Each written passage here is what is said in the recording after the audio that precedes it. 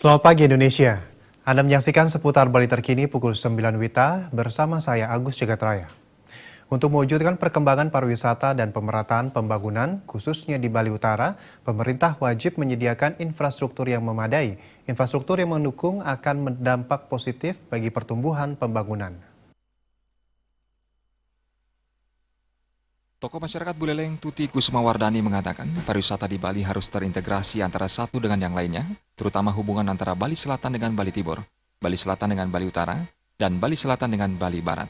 Terintegrasi yang dimaksud yakni menciptakan infrastruktur yang baik dalam hal ini adalah jalan penghubung yang dapat menghubungkan seluruh kawasan di Bali dengan maksimal, tanpa harus melalui jalan yang berkelok-kelok seperti halnya jalan menuju Singaraja, yang justru memakan waktu yang cukup lama. Sehingga menurut Tuti Kusumawardani, jalan pintas atau shortcut wajib segera dibangun karena memiliki banyak manfaat, baik bagi pedagang, pariwisata maupun masyarakat.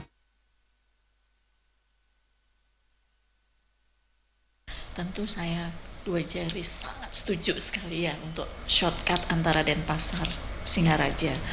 Karena selama ini yang dikeluhkan adalah infrastruktur dari bandara menuju ke Singaraja. Di mana kalau daerah itu infrastrukturnya tidak memadai, tentu dia akan selalu terkebelakang.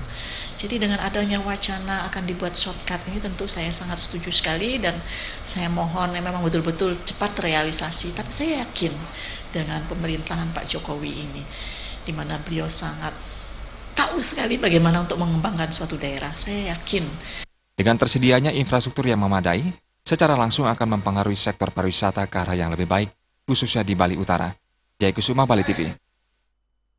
Pemirsa, demikian seputar Bali terkini kali ini. Nantikan informasi menarik kami lainnya dalam seputar Bali terkini 1 jam mendatang.